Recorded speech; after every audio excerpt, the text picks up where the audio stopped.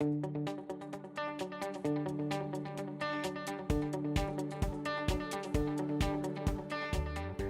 let's look at a special situation where we have two waves interfering where the waves are essentially identical. That is, they have the same wavelength and frequency, moving in the same medium, but the thing is they're going to be travelling in opposite directions when they overlap. So two waves travelling in opposite directions, what's going to happen?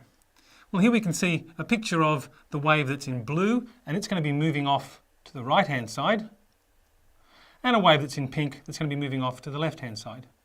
We can tell that's the case. We've written the equations for these waves down here, and you can see the blue wave has a minus sign in there, and the pink wave has a plus sign in there, showing that they're going in opposite directions.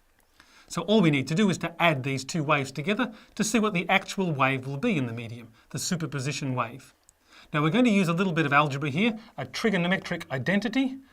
We're going to use this one here. It's probably your favourite. It's one of mine, where we take the sine of the sum of two things plus the sine of the difference of two things, and we end up with basically the product of two functions. Let's apply that to our problem here. So we're going to find that our total wave, this superposition wave here, will, as a function of position and time, will simply be the first wave plus the second wave, and you can see we're really going to be doing a sine of a sum plus the sine of a difference.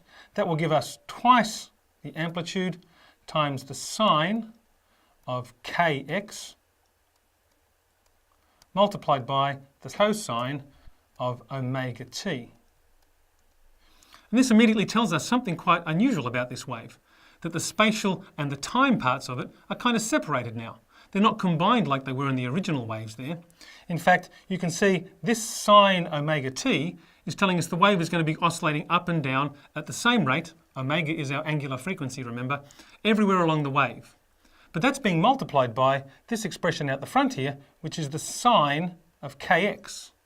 That's a number that depends upon whereabouts along the wave we are. Different locations will have different values for that. What does this actually look like? Well, if you look on the screen now, you can see there's a red wave and a blue wave moving along in opposite directions. Apart from the direction, the waves are exactly identical. These waves are moving, you can see them travelling along. Sometimes we call them travelling waves. They're just the standard waves we've always been talking about. The green wave you see below it is the superposition of those two waves. And you can see sometimes the waves are giving constructive interference, sometimes they're giving destructive interference. That green wave is going up and down. But if you look carefully, you'll see there are parts along that green wave, the superposition wave, the actual wave that will occur. There are parts that are going very large in their up and down motion. And there are parts where there's actually no up and down motion at all. That green wave, the combination of the red and the blue travelling waves, that green wave doesn't seem to be going anywhere. It's as if it's just sitting still while the string is wobbling up and down. And for that reason, we call that kind of wave a standing wave. It doesn't go anywhere. We've combined two travelling waves to produce a standing wave. Now we can look at sort of snapshots of that standing wave to highlight that idea that those locations of large oscillation and those locations of zero oscillation don't actually change their position. So we're looking now at a whole bunch of waves, snapshots of that green superposition wave. You can see sometimes it's quite large. For example, here is one that's going up quite large. Sometimes it's quite small, like this one here that is going down quite small. But importantly, everywhere that it's large, it's always large. Here, here, even here it's large, but it's negative. And there are places like this one just here where it doesn't oscillate at all. No matter how big or small the large oscillation is, this one here is always zero. Now we have special names for those. We call the places where there's no oscillation at all in our standing wave, we call those nodes of the wave. And there's one right there, and there's another one just over here. What about the places where we have very large oscillation, where that standing wave is going up and down the most? We actually call those, perhaps not surprisingly, antinodes. They're the opposite of a node. That's where the wave, the standing wave is going, and there's an antinode right there, there's an antinode right there, and there's an antinode right there.